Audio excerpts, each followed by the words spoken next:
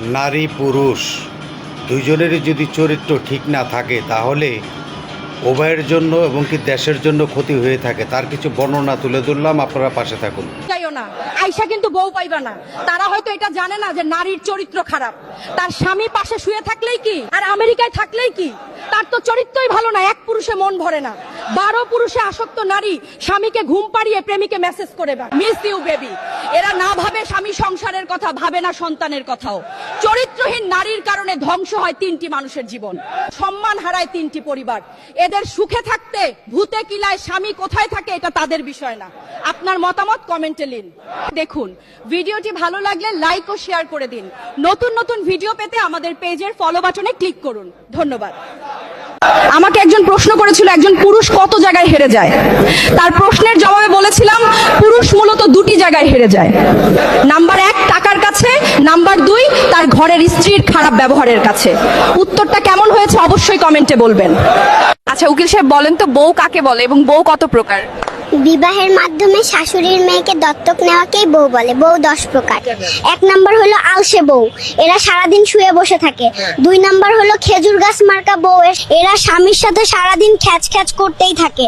3 নম্বর শুকনা রুটি মার্কা বউ, এদের মুখে কোনো রসকস নাই। 4 নম্বরে রোমান্টিক বউ, এরা হচ্ছে সবচেয়ে দামি বউ। 5 নম্বর মা পেয়ারি বউ, এদের কাছে কোনো ন্যায় অন্যায় নাই, মা যেটা বলবে ওইটাই ঠিক। মায়ের বুদ্ধি শুনে স্বামীর বাড়ি যে অশান্তি করে। 6 নম্বর সিরিয়াস বউ, এদের সাথে কোনো হাসি ঠাট্টা করা যায় না। 7 নম্বরে অপুক্ত বা ইম্যাচিওর বউ, দুনিয়ার সব বই প্রায় এমন। নাম্বার 8 আল্লাদি বউ, এরা সব সময় মান অভিমান নিয়ে বসে থাকে। নাম্বার 9 উদাস বউ, এরা কোনো কিছুতেই সিরিয়াস না, এরাই পরকিয়া বেশি করে। লাস্ট 10 নম্বর বউ, এরা হলো হাবাত্তা বউ, এরা সারাদিন স্বামীকে বলে এটা আনো ওটা আনো। দুনিয়ার সবকিছু এনে দিলেও এদের কখনোই নেওয়া শেষ হয় না। এদের দিতে পারলে ভালো, দিতে না পারলে মুখ কালো। দিয়ে কি লাভ যদি প্রয়োজন ছাড়া খোঁজ না রাখে? এত আপনজন দিয়ে কি লাভ যদি বিপদের সময় পাশে না থাকে?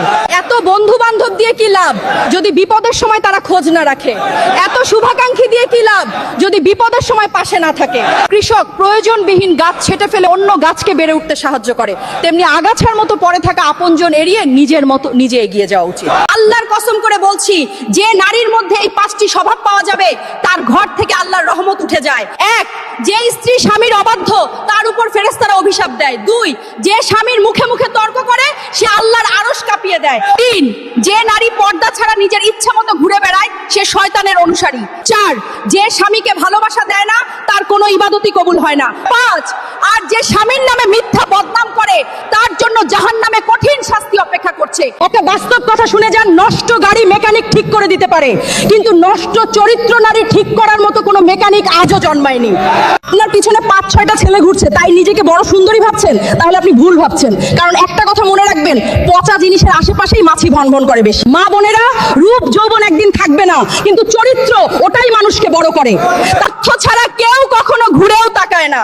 আমার বিপদের সময় আমি কাউকে আমার পাশে পাইনি। কারোর সাথে নরমাল যোগাযোগ রাখতে চাইলেও তারা ইগনোর করেছে, কারণ তারা ভেবেছে হয়তো আমি তাদের কাছে টাকা চাইবো। এই কারণে আমি মনে করি তাদের থেকে দূরত্ব বজায় রাখাই উত্তম। ভিডিওটি যদি ভালো লেগে থাকে অবশ্যই লাইক কমেন্ট করে পাশে থাকবেন। আপনাদের জন্য নিত্য নতুন ভিডিও নিয়ে সবসময় আপনাদের পাশে থাকবো।